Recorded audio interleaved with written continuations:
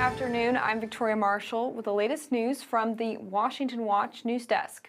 Ohio Senator and Donald Trump's vice presidential running mate, J.D. Vance, was praised by many this weekend for his handling of interviews with legacy media outlets, setting up a contrast between the Trump-Vance ticket and the Harris-Walz campaign. Among the answers that Vance received acclaim for were those on immigration. Here's what he said on ABC News. What we're hearing, of course, Martha, is that people are terrified by what has happened with some of these Venezuelan gangs. Senator Vance, I'm going to stop you because I know exactly what happened. Martha. I'm going to stop you. The incidents were limited to a handful of apartment complexes, and the mayor said our dedicated police officers have acted on those concerns. A handful of problems. Only, Martha, do you hear yourself? Only a handful of apartment complexes in America were taken over by Venezuelan gangs, and Donald Trump is the problem and not Kamala Harris's open border? Americans are so fed up with what's going on, and they have every right to be. And I really find this exchange, Martha, sort of interesting because you seem to be more focused with nitpicking everything that Donald Trump has said rather than acknowledging that apartment complexes in the United States of America are being taken over by violent gangs. I worry so much more about that problem than anything else here. We've got to get American communities in a safe space again. Another response about immigration that drew praise was in a separate interview with the New York Times. The reason that there is a housing crisis is that not enough houses have been built. And that we have 25 million people who shouldn't be here. Well, I mean, this is the thing. I think it's both. I know you do. I don't think that many people who look into this agree with you, but about a third of the construction workforce in this country is Hispanic. Of those, a large portion are undocumented. So how do you propose to build all the housing necessary that we need in this country by removing all the people who are working in construction? Well, I think it's a fair question because we know that back in the 1960s when we had very low levels of illegal immigration, Americans didn't buy houses, didn't build houses. But of course they did. And I'm being sarcastic, of course, in service of a point, Lulu, the assumption that because a large number of home builders now are using undocumented labor, that's the only way to build homes. Think about this from the perspective of an American company, okay? I want them to go searching in their own country for their own citizens. Sometimes people who may be struggling with addiction or trauma, get them re-engaged in American society. We cannot have an entire American business community that is giving up on American workers and then importing millions of illegal laborers. And in other election news, for the first time since 1984, more Americans identify as Republican than Democrat. All right, so party ID nationally. You go to October, November of 2016, Democrats had a 3-point advantage. You go 4 years ago, Democrats had a 6-point advantage. Look at where we are today, Manu. Republicans with a 1-point advantage. A very different picture, very much mirroring what we see in the party registration numbers in those key battleground states, and Pennsylvania in particular. For decades, Democrats have outnumbered Republicans when it comes to voters' party identification, giving them an edge in national general elections. Now that Republicans are competing on a level playing field, analysts say this could be an under-recognized game changer for 2024. And in more election news, on November 5th, voters in 10 states will be voting on measures that enshrine abortion or the right to kill an unborn child in their state constitutions. Those states are Arizona, Colorado, Florida, Maryland, Montana, Nebraska, Nevada, New York, South Dakota, and Missouri. Critics of the Missouri ballot initiative say it uses deceptive language to win over voters. The referendum asks voters if they want to amend their state constitution to, quote, establish a right to make decisions about reproductive health care, unquote. Pro-lifers have called out the ballot initiative's decision to not use the term abortion. And those are today's headlines. I'm Victoria Marshall. For more news and commentary, check out the Washington Stand at WashingtonStand.com. Up next is Washington Watch with Tony Perkins. We'll see you tomorrow with more news.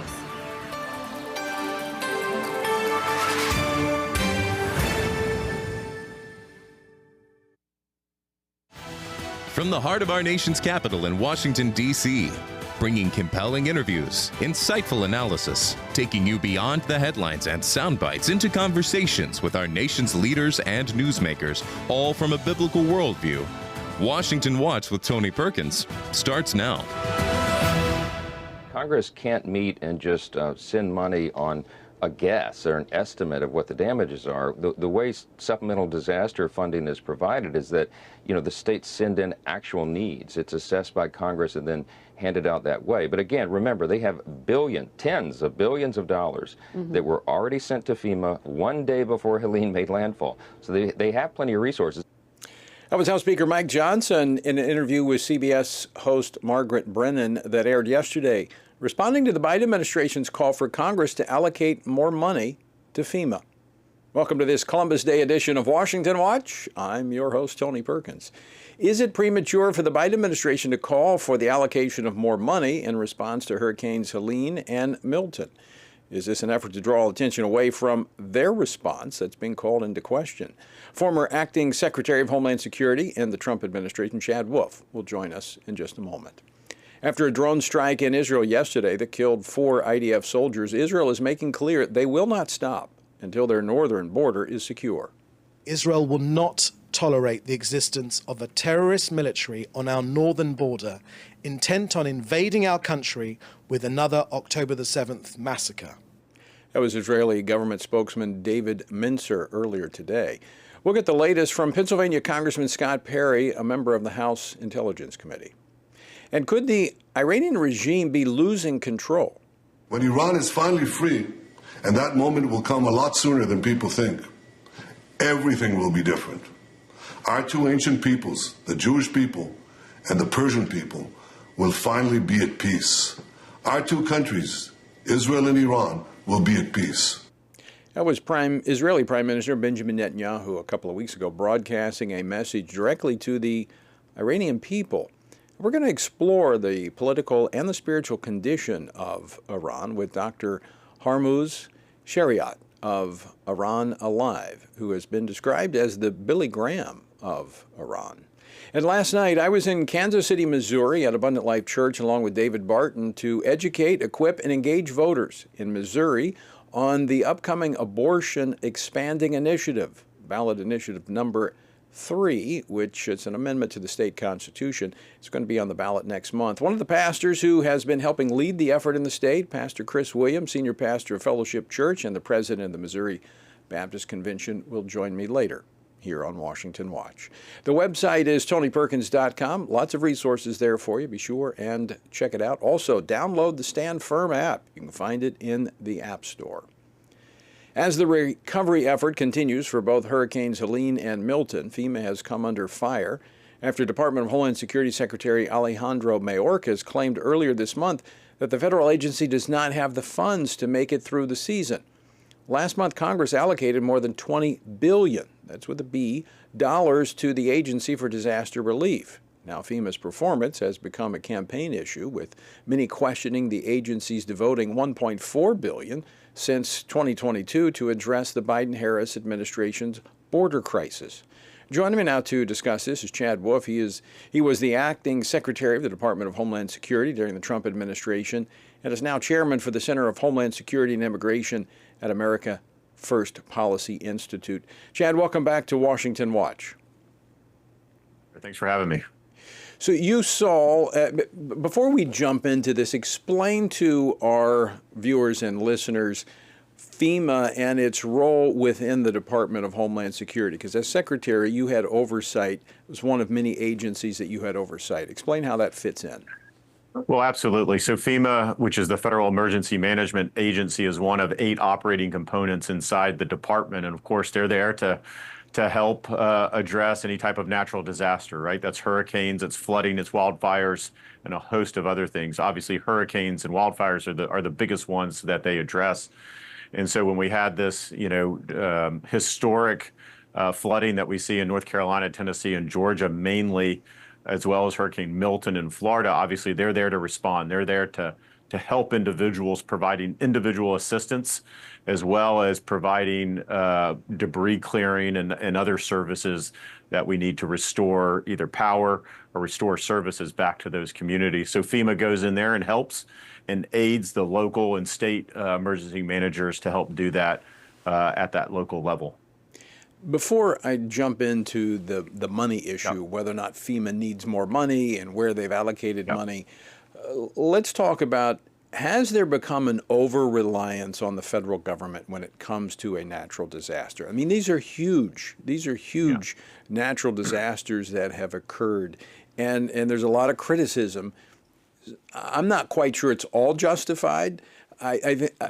But you've been there. You've overseen the response to these natural disasters. Is there too much of a reliance on the federal government?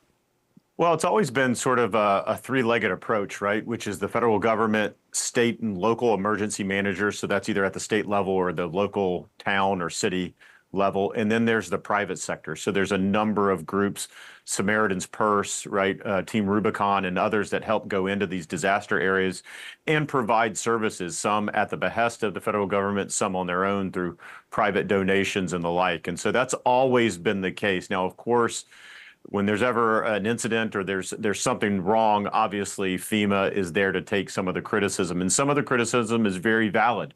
Some is not as well. So I don't know about an over-reliance, but I think FEMA sometimes doesn't do a very good job of explaining exactly what their role to do. Historically, it's been there to provide assistance to the state and local emergency managers who know the area, that know that environment the best, and then they provide additional resources. And obviously what they can provide as far as individual assistance, that's getting individuals monetary assistance in their time of need. The federal government provides that, and of course FEMA provides that. So there's always been that balance of making sure that they're all working together. Now, the question becomes on FEMA is, are they using the resources in the right manner, and are they acting quick enough in times of disaster? Have they pre-positioned either individuals, officials, or supplies in the right area for that natural disaster? And are they cutting through that red tape quick enough so that people impacted by those disasters get that assistance as quickly as possible? Now, from the members of Congress that I've spoken to in these districts, that pre-positioning of the assets was reportedly not there. Well, look, I think that's right. I think if we talk about what occurred on Helene, I think most of that pre-positioning was in the state of Florida, right? That's where that hurricane made landfall. That's usually where you pre-position commodities and resources and people as well. And so what occurred in the hills and the mountains of North Carolina, Georgia, and Tennessee, and elsewhere, it's just a matter of them not planning on it, right? And so I think less pre-positioning of information and pre-positioning of supplies and elsewhere was done there.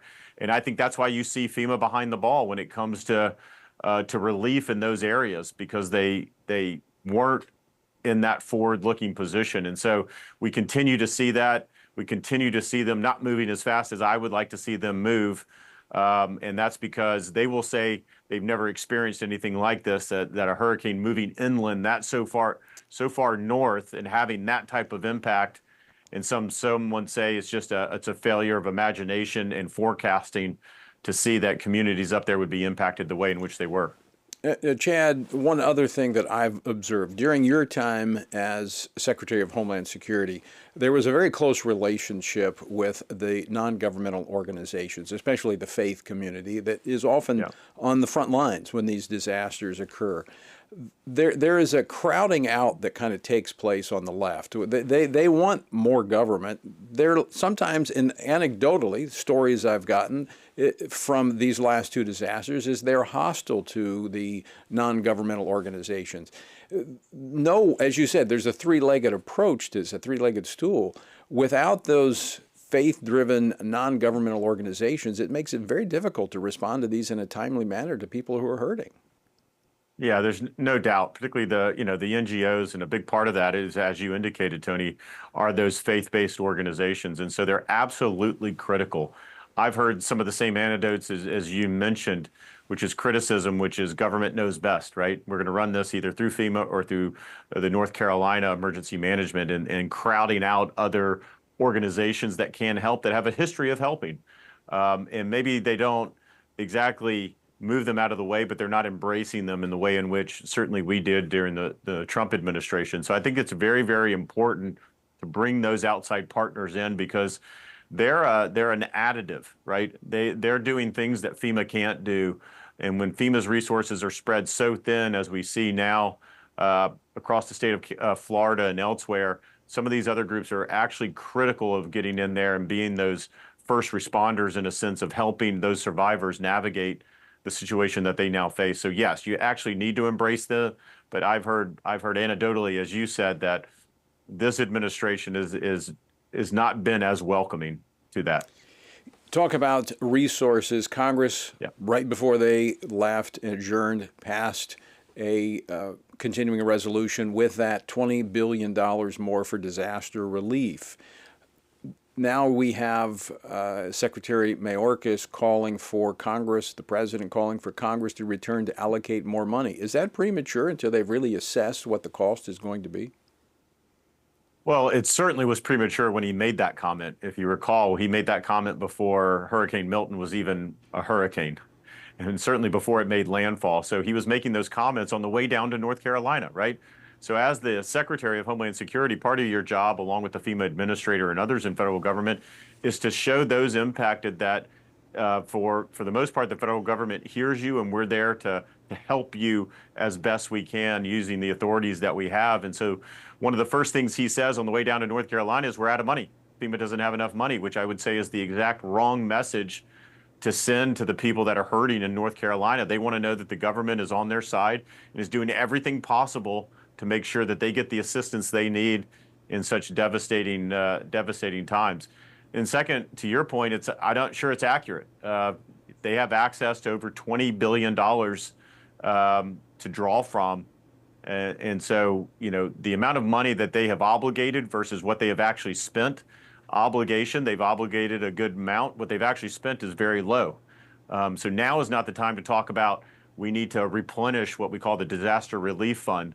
Now is the time to help individuals on the ground, and then come back at the appropriate time to Congress to say, look, the DRF, the disaster relief fund, is running low. We have more expenses. We know we're going to have more assistance that we need to provide, and now we need Congress to supplement that disaster relief fund. And Congress is there to do that. They've done that historically.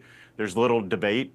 The only debate is how much, right? There's always making sure that we take care of those impacted most. But to do that, just a week or so after the events unfold, I think was way premature, and it wasn't the right debate to be having at the time. I think that can be decided probably after the election, frankly. I think there's more than enough funding to get them through that period of time, and then they can certainly come back after that. Chad, to me, looking at that, it just further politicized the disaster relief effort, pointing the finger to Congress, saying we don't have the money to do the job. I think it was shifting focus away from FEMA, trying to put the eyes on Congress. Well, that's a great point. And we see this, unfortunately, from this administration, right? When you look at the border and you look at the crisis we experience at the border, what's the one thing they can say is Congress hasn't passed a bill, right? So they kind of have a pattern here of shifting responsibility. Chad Wolf, always great to see you. Thanks for taking time to join us today and give us a little insight into what's happening there at FEMA. All right, thanks. All right, folks, don't go away. We're coming back with more Washington Watch right after this.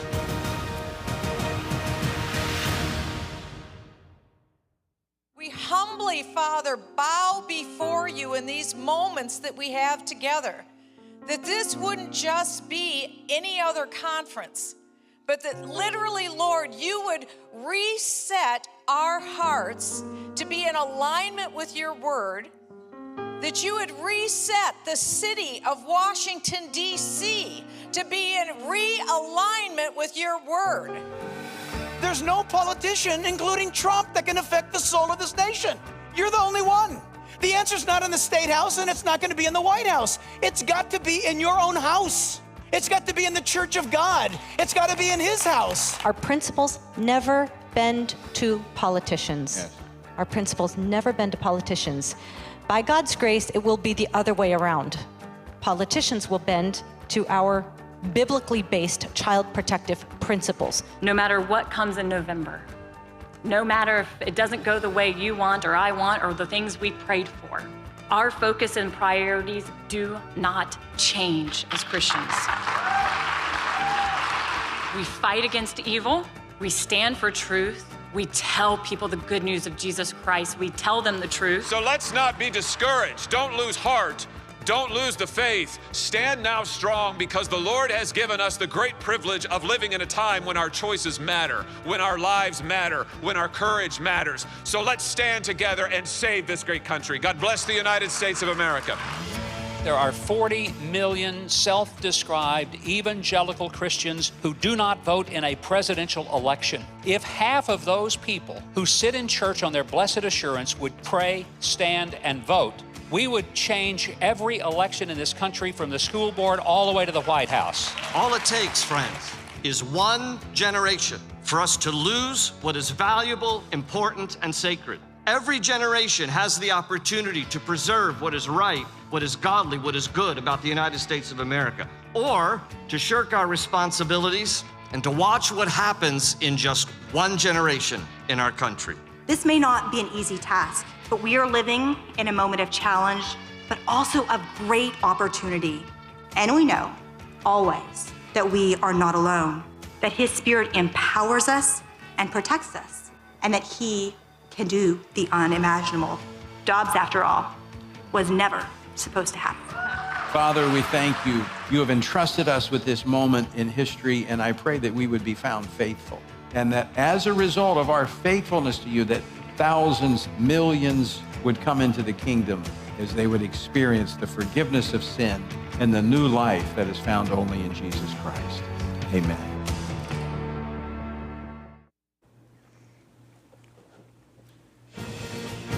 Welcome back to Washington Watch. I'm Tony Perkins, your host. Good to have you with us, and it's good to be back. I appreciate Jody Heiss filling in for me last week as I was traveling. Well, the Pentagon announced yesterday the United States will send an advanced missile defense system to Israel, along with about 100 American troops to operate it, making it the first deployment of U.S. forces to Israel since the October 7th attack on Israel last year. Now, just last night, Hezbollah conducted a deadly drone strike on a military base in northern Israel, killing 4 Israeli soldiers and wounding dozens more. Now, how will this American missile defense system aid Israel as it defends itself from such continued attacks? Joining me to discuss this and more, Congressman Scott Perry. He serves on 4 House committees, including the House Intelligence Committee and the Foreign Affairs Committee. He represents the 10th Congressional District of Pennsylvania. He's also a combat veteran who retired at the rank of Brigadier General in March of 2019. General Perry, welcome back to Washington Watch. All right, can you hear me? All right. Okay. All right, we've got an audio issue there. We're going to get that straight. There is some concern in the timing of this deployment of these, it's called the Terminal High Altitude Area Defense System, or THAAD, gives the IDF another layer of protection from short and intermediate range ballistic missiles, like those deployed by Iran in its last attack. Now, there's long been a concern that Hezbollah in the north would try to overwhelm the layered system of missile defense that Israel has. And last night's drone attack actually suggests that there may be a weakness that they found their way in.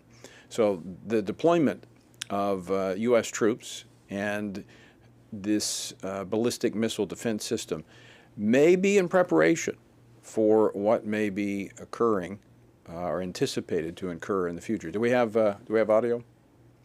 All right, we're still trying to connect with Congressman Perry to get his take on this as to what we may be looking at in the near future. Let's see if we can just get him by phone if necessary. I don't want to run out of time. I want to really explore this issue because it's a very volatile situation there in the Middle East, with basically the world waiting to see what Israel is going to do in response to the attack by Iran directly on Israel with 190 ballistic missiles earlier this month. And will that response from Israel generate yet another round of attacks from Iran? And is this why we're seeing the United States actually step up, which is actually good? It's encouraging to see that the Biden administration is stepping up to be supportive, more supportive of Israel as they defend themselves and seek to neutralize the threats on their northern border and that of Israel. of Iran. So some would say, well, it could be political because we have Vice President Harris running against Donald Trump, and there's been questions about their allegiance to Iran, to Israel versus Iran. It's positive. All right, we've got Congressman Perry now. You can hear them now. Congressman, thanks for joining us. All right, thank you, sir. Thank you, Tony. Yeah, it's great to be with you. All right, let's. I gave a little background there on the deployment of this ballistic missile defense system. Is there concern that another attack may overwhelm the layered defense system that Israel has in place? Well, we don't know. Obviously, you never know everything and that your enemy might have at their disposal. And I think that, you know, in the instance of an abundance of caution, you just make sure that you're prepared for any eventuality. And so I'm happy that we're providing Israel the defensive equipment, munitions, et cetera, that it needs. However, I am concerned with us sending American service members over there. As you know, there was a strike, I think overnight, that killed some Israeli soldiers. What's going to happen when those are American soldiers? And I continue to make the point that the United States is on both sides of this war under the Harris-Biden administration. While we're absolutely giving some munitions and providing some of the equipment that Israel needs, we're also holding back munitions, we're holding back critical intelligence. But the worst of it, Tony, is that we're literally funding their enemy through Iran and directly to its proxies like Hamas. And so how do you send American service members over there when you're funding the enemy that they're trying to defend Israel against? It is unconscionable. It is unacceptable. We ought to pick a side. That side should be Israel, and we ought to get on with it. But is it not? I'm a bit surprised that they're actually sending American troops and this ballistic defense system from the United States to Israel. I'm pleasantly surprised, but surprised nonetheless. Well, I'm not surprised that they're sending the defense system, right? This is a defensive system, not an offensive system. But I am surprised that we're sending American service members. Are you telling me that we can't train the Israeli soldiers on this weapon system pretty rapidly? Because I'm pretty sure that we can. And I don't know why American service members need to be on the ground there in the combat zone. Did we not see this coming? And how did we not see this coming? I hate to say this, but this administration has been so utterly incompetent. And then to add the poor judgment on top of that, lives are going to be lost. America is going to be drawn more into this war unnecessarily again. Just stop funding Iran. Let Israel do its job. Help Israel by providing munitions and intelligence as necessary, as required, and Israel will do their work, and the United States can be a great supporter without losing American lives and getting caught in that quagmire. What is your theory? Why do you think the Biden administration sent troops or are sending troops? Well, I think that they miscalculated. They're not prepared for what Hezbollah and Iran and you know, the enemy, so to speak, all around Israel is dishing out, being prepared to dish out. Maybe they got some new intelligence.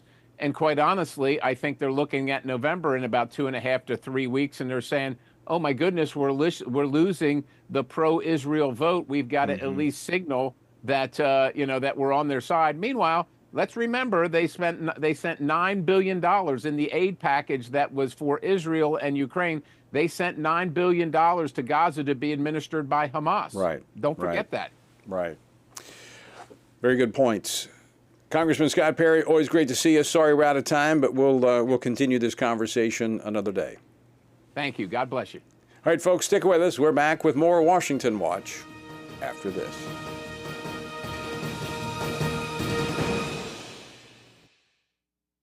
Everything we do begins as an idea. Before there can be acts of courage, there must be the belief that some things are worth sacrificing for. Before there can be marriage, there is the idea that man should not be alone. Before there was freedom, there was the idea that individuals are created equal. It's true that all ideas have consequences, but we're less aware that all consequences are the fruit of ideas. Before there was murder, there was hate. Before there was a Holocaust, there was the belief by some people that other people are undesirable. Our beliefs determine our behavior, and our beliefs about life's biggest questions determine our worldview. Where did I come from? Who decides what is right and wrong? What happens when I die?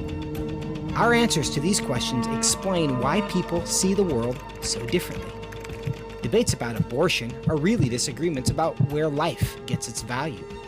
Debates over sexuality and gender and marriage are really disagreements about whether the rules are made by us or for us. What we think of as political debates are often much more than that. They're disagreements about the purpose of our lives and the source of truth. As Christians, our goal must be to think biblically about everything. Our goal is to help you see beyond red and blue, left and right, to see the battle of ideas at the root of it all. Our goal is to equip Christians with a biblical worldview and help them advance and defend the faith in their families, communities, and the public square. Cultural renewal doesn't begin with campaigns and elections. It begins with individuals turning from lies to truth. But that won't happen if people can't recognize a lie and don't believe truth exists. We want to help you see the spiritual war behind the political war, the truth claims behind the press release, and the forest from the trees.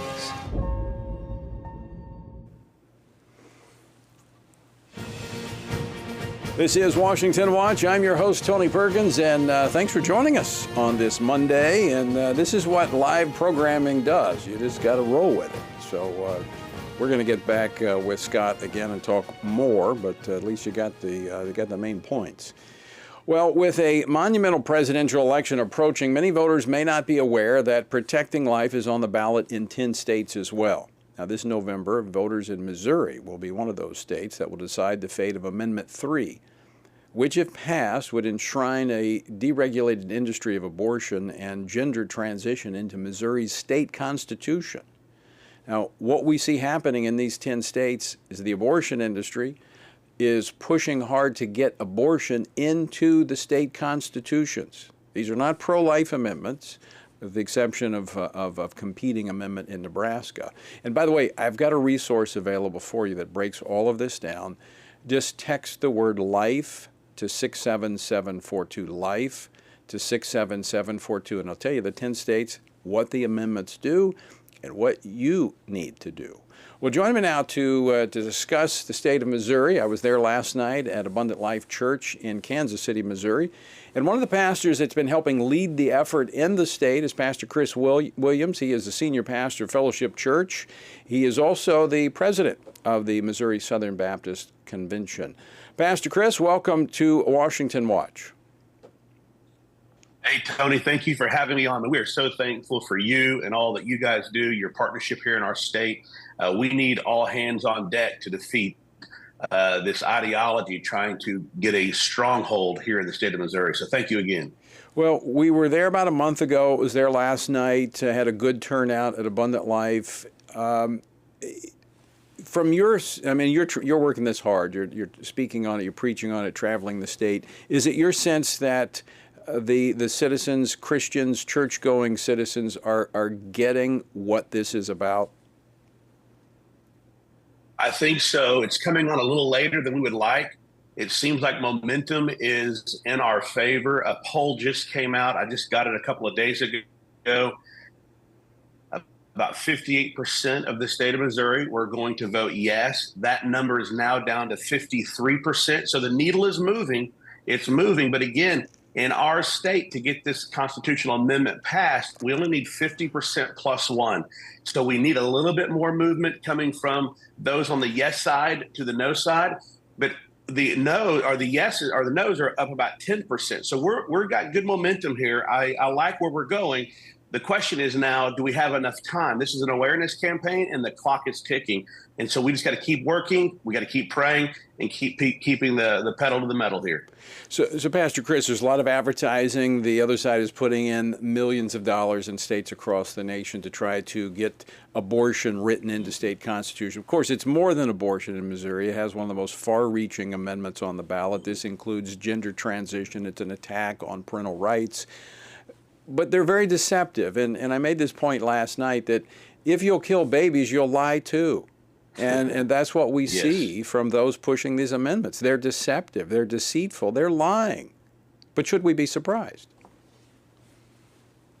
No, not at all. What we're seeing here in our state, about $20 million has poured in from outside groups. 75% of those dollars coming in to push this wicked, murderous ideology. This deception is coming from folks like the George Soroses, the Michael Bloombergs, the Planned Parenthoods, which is really no surprise. Planned Parenthood, their number 2 revenue stream is coming from gender transition drugs. And so this shouldn't be a surprise to us.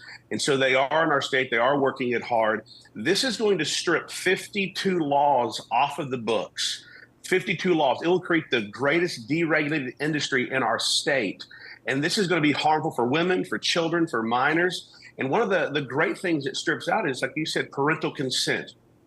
We're going to be having traffickers bringing young girls across state lines to have abortions. We're going to see young boys or girls who are confused about their gender, who perhaps could be taken down the street from the school and be given gender transitioning drugs. And parents will have a say in this. This bill is just completely rotten to the core.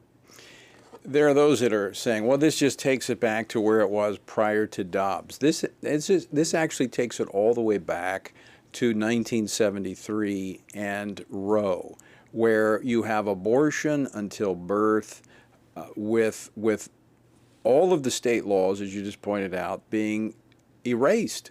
Almost 50 years, 5 decades worth of pro-life laws that state legislatures have passed.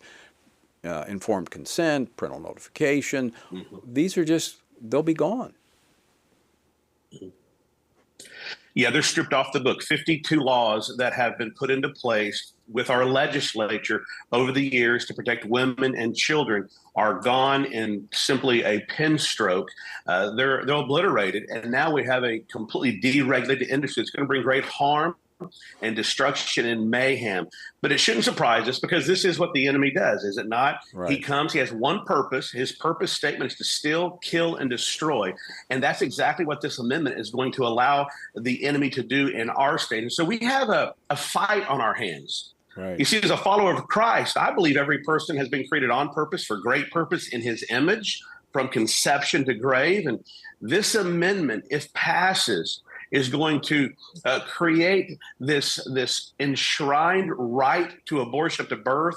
Like you said, like we've mentioned already, it strikes parental consent laws. The nebulous reproductive freedom terminology will no doubt allow for gender transitions to become a constitutional right. And so the church must speak boldly. The church must be unequivocal on biblical issues. And that's what this is. It's a biblical issue. And the gospel of Jesus Christ mandates, it dictates how I view all of life, my marriage, the way I raise my kids, my finances, my ethics, and life. The church must be engaged here. Well, Pastor Chris, I appreciate you leading. We're going to continue to help as we approach November the 5th. Thanks for joining us today. Folks, stick with us. We're back with more after this. Jesus said in John 15, "These things I've spoken to you, that my joy may remain in you, and that your joy may be full." In 2024, in these divided and uncertain times, how can this be possible? By abiding in Him through His Word. At Family Research Council, we want to help you do that, which is the reason for the Stand on the Word Bible reading plan. In just 10 to 15 minutes each day, you will have read the entire Bible in just 2 years. But more importantly, you will be abiding in Him daily. Find our Bible reading plan at frc.org/Bible and join Tony Perkins each weekday for a 10-minute devotional inspired by the daily reading and designed to encourage you on this journey through the Bible. Listen on Apple Podcasts, Spotify, and YouTube. And remember, The grass withers and the flower fades, but the word of our God will stand forever.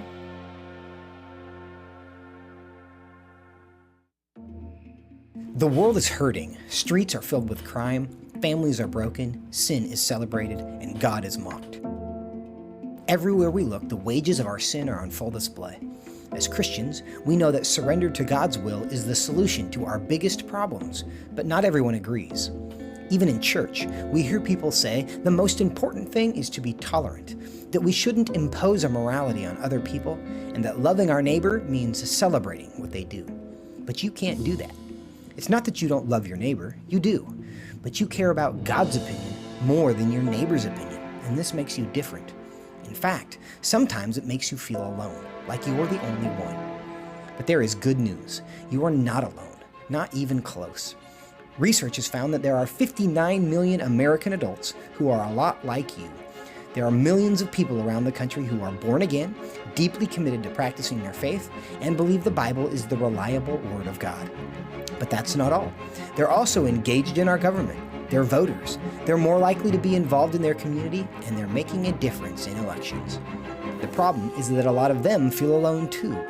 We want to change that. FRC wants to connect these 59 million Americans to speak the truth together, no matter the cost. If you want to learn more about this group and what it means to be a spiritually active, governance-engaged conservative, or if you want to find out if you are one of these SageCons yourself, go to frc.org/SageCon and take the quiz to find out. The world is hurting, and we have the solution. We can't do it alone, but we can do it if we work together. That's what we're working toward every day. Join us. Go to frc.org/SAGECON, SageCon, to learn more. That's SAGECON, SageCon, to learn more.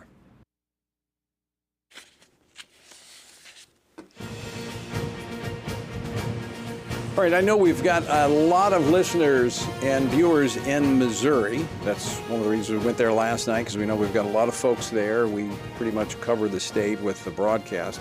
I do want to encourage you to get the resource. Now, this covers all 10 states, but it has information pertaining to Missouri. Text the word LIFE to 67742. That's LIFE to 67742. And share this with your friends. They need to understand what this is about, because as I said, the advertising that is going on, the promotion of Amendment 3 is deceptive. They're lying. But again, why should you be surprised? Why should we be surprised that people would lie if they'll kill babies? We shouldn't. So get this resource. Text LIFE to 67742. Share it with friends. Also, at TonyPerkins.com, there's a link also to the material that Pastor Chris Williams and the Southern Baptist Convention there in Missouri have put together specifically for Amendment 3. So that's at TonyPerkins.com. But here's what you got to do. This was our message last night. We need to pray, we need to vote, we need to stand. And we need to, in standing means we need to get involved. So you need to share this with your friends and your family. All right, our word for today comes from 2 Chronicles chapter 25. After Amaziah defeated the Edomites, he brought the gods of the men of Seir and worshipped them and made offerings to them. The Lord sent a prophet to ask, "Why have you sought the gods of a people who couldn't even rescue their own people from your hand?" You know, that question exposes Amaziah's folly. Turning to powerless idols, it reflects a deeper issue, his divided heart. Although he outwardly obeyed God, his faith was not wholehearted, as we read at the beginning of the chapter. Now consider, why do some Christians today turn to worldly things, wealth, status, or relationships that never truly satisfy? If those who have these things are still searching for meaning, why would we pursue the same empty paths? The problem is the same. Half-hearted devotion leaves room for idols, and counterfeit solutions will never replace the fullness found only in God. To experience His peace, joy, and purpose, we must be all in, seeking Him with our whole heart. Anything less leads to frustration and spiritual drift. To find out more about our journey through the Bible, text Bible to 67742. Well, ever since Iran's direct ballistic missile attack on Israel earlier this month, the world has been waiting Israel's response and counterattack. President Biden has called for a quote-unquote proportional response. And recent reports indicate the Israeli military may target Iranian military bases and intelligence sites rather than mounting a direct attack on Tehran's nuclear program. Any pending response remains just one aspect of Israel's ongoing war with Hamas and Hezbollah, which operate with support from the Iranian regime. But is there a growing division between the people of Iran and the regime controlling Iran? Joining me now to discuss this, Dr. Harmoz Shariat, founder and president of Iran Alive Ministries. Dr. Shariat, welcome to Washington Watch. Well, thank you so much, Tony, for inviting me to share. Amazing things are happening. So let's start with the first question. Then I want to move into what does the Bible have to say about the times in which we're living. But let's first, we saw a couple of weeks ago Israeli Prime Minister Benjamin Netanyahu speaking directly to the Iranian people, saying our beef is not with you, it's with the regime. Is there a growing divide between the regime and the people? Definitely, yes. And it's not recent. It has taken over 40 years for the people of Iran to wake up to what Islam is. And they have experienced Islam and Islamic rule firsthand for over 40 years. And they've come to conclusion the problem is not just the government. The problem is Islam itself. That's why we see a high number of Iranian Muslims come and to Christ, because they have not just rejected the government, they've rejected Islam. So there is such a gap. Let me share this with you. Such a gap between the government and people. So when the government puts on these rallies saying death to Israel, death to America, the people of Iran say, we love Israel, we love America. And that's the trend. That's the growing number of Iranians who love America and love Israel, because there's such a disconnect with the government. We're not hearing that in the media. The legacy media is not reporting that. Oh, not at all. Not many people know after October attack of Hamas, we know that the media covered it on about the pro-Palestine, pro-Hamas demonstrations, protests in America. You saw it everywhere. You saw it on campuses. You saw it on the street. You saw it on Washington, D.C. But what you did not see, Tony, is all the Iranians who came on streets, even in America, in Los Angeles, in Washington, D.C., in San Diego, everywhere, Iranians came out pro-Israel. Not even one Iranian rally was pro-Palestine. And the media did not cover that. Iranians are pro-Israel.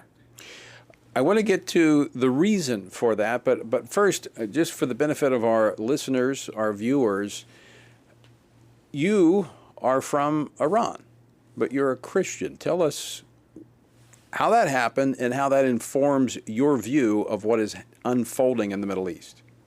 Sure. I was born in Iran as a Muslim. I was on streets of Tehran in 79, shouting death to Shah and death to America. By the way, I've repented of that. And I love America. America is a blessed nation. And I sing God bless America. And I mean that today. So I came to U.S. for my PhD, and I studied Quran and I studied Bible. I said, I want to know God, but I'm open-minded. I'm not prejudiced. Compared the Bible and compared Quran, and I realized both cannot be true. Before that, I thought all religions are the same. Hey, why do they fight? But when I compared, they both could not be true. I went to church in downtown Los Angeles, heard the gospel, came to Christ, and my life was changed. And I felt this way, Tony. I hope every Christian feels the same.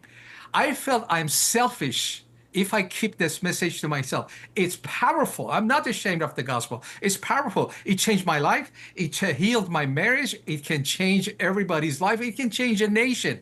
So I started sharing the gospel. Now, what we do now, we have a 24/7 satellite broadcast going over the heads of the mullahs. They cannot stop the signal from sky. We go into people's homes, millions of homes. They have told us, an independent survey, that we have 7 million viewers every day.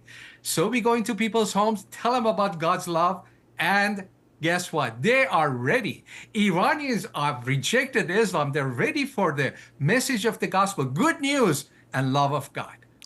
Is a spiritual awakening taking place in Iran? Definitely, yes. It's a move of God, and God uses suffering. And Iranians have suffered for 40 some years, but they have come to conclusion Islam is not the way. Islam is actually the source of a problem, and we need to get rid of it. So there is an openness among Iranians. Of course, it's the Lord's work. Lord uses the suffering, uses all the even how can I say, historical events that look negative, even wars. God uses that for good. So Iranians have suffered for over 40 years, but God has used them to open their minds, open their eyes towards Islam. They know they have rejected Islam not because of emotional and overnight decision. It took him 40 years. That's why I say Iran is no longer an Islamic nation, and it will never be. Did you know 50,000 mosques were closed just last year? And a survey showed that less than 1/3 of Iranians say we believe in Islam. Iran is no longer an Islamic nation.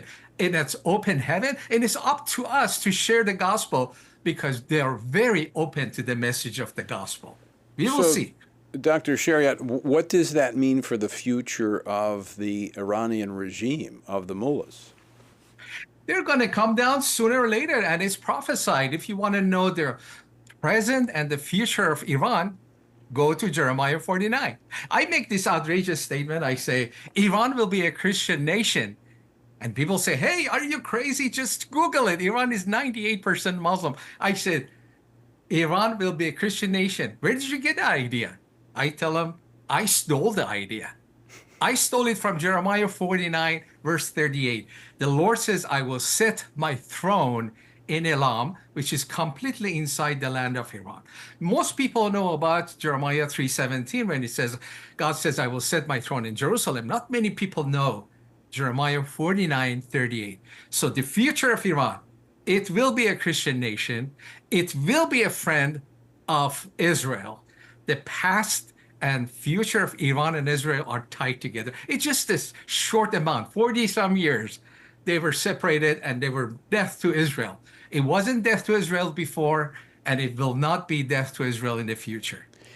If the regime falls, what we saw during the Trump administration with the Abraham Accords, we actually saw these Arab nations coming together saying, look, we'd rather have peace than war. We see Israel as a good economic partner.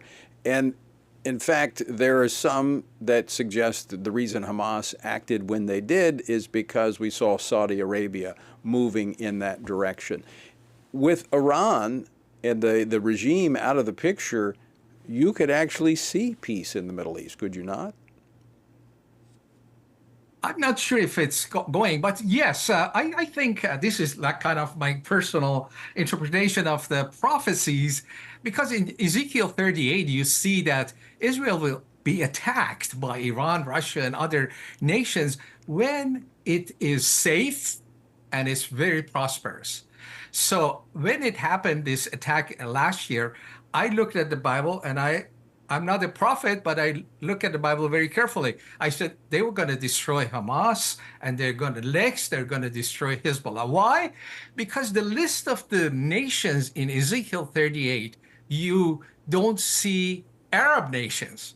Either they've been destroyed or they have made a peace treaty. You talk about Abraham Accord. So you look at the list of the nations in Ezekiel 38, it's coming together. I remember people saying, hey, look at this list. Where are the Arab countries? They attacked Israel in 67 and 72, but they are the enemies of Israel. Why aren't Arab countries mentioned? And now we know. Abraham Accord brought them to become friends. And those who did not become friends, like Hamas or Hezbollah, they're being destroyed. So we are moving in the fulfillment of Ezekiel 38. And so there's more to come after we see what the peace treaties and the elimination of the outright hostile Arab nations. That's correct. And the government of Iran you mentioned is going to come down sooner or later. And the way I see the heart of the people of Iran moving in the direction of friendship with U.S. and Israel, I believe very soon we will see Cyrus Accord. I think it's in the formation right now, but it's going to be seen in the next few years. So, Dr. Shariat, let me ask you this question. When you look at the policy of the United States towards Iran, are we simply propping it up? It looks like it. Iranians are a little bit confused about U.S. government. And of course, they know the people of U.S. are different than the government of U.S. because that's why they haven't lost the love for America. Iranians love America and they want to be like America, even though America hasn't been good to them. Compared to Trump and Biden or Republican Democrats, they're really mad at Jimmy Carter. They kick Shaw out. But when they look at the history, they say at the hardest moment, like Green Movement and the 1998, 99, and the millions of Iranians were on streets and they were asking Obama, help us. There was one thing they were asking on streets. Right. And what did Obama do? He gave $160 billion to Iranian government to suppress the people. They hired people from Hezbollah. They came and killed the people. That's one reason when Israel attacked Hezbollah last week, 2 weeks ago, Iranians were happy. You see the clips, they're on the streets dancing and they're passing out sweets celebrating the attack of Israel, Hezbollah. Why? Because Hezbollah has killed their brothers and sisters in multiple times. What you've explained here is that God is on the move in Iran. We're seeing scripture being fulfilled. So I'm going to ask you this question, final question for you. We've got about a minute left. How should Christians here in the United States be praying into this, Dr. Shariat? Many people are coming to Christ. There is a suffering there. But we know the suffering comes and goes, governments come and go, but the kingdom of God will stay. So would you pray for the church in Iran? Would you pray for Iran Alive? You can go to iranalive.org and get all these testimonies. It's going to encourage your heart, but pray for us and with us. Tony, I'm not exaggerating, and I'm not shy to say God graciously has positioned Iran Alive to have a major impact on the future of Iran and making history for the Lord. We see millions of people open and we are serving them, but we need to change that to a movement. So pray for the Christians in Iran to stay strong. Pray for Iran Alive so we will have the right strategy from the Lord and be able to implement that. God bless you. Thank you for what you're doing, Tony. I appreciate what you're doing. Dr. Shariat, thank you for joining us. And what an amazing story of God's grace and how he is reaching the people in that historic land of Iran. And we will join you in that prayer. Thanks for being with us. And folks, thank you for joining us as well. And I do encourage you to pray, to vote, to stand. And when you've taken that stand, as the Apostle Paul says, you've done everything. Well, you know what to do. Just keep standing. Washington Watch with Tony Perkins is brought to you by Family Research Council and is entirely listener-supported. Portions of the show discussing candidates are brought to you by Family Research Council Action. For more information on anything you heard today, or to find out how you can partner with us in our ongoing efforts to promote faith, family, and freedom, visit TonyPerkins.com.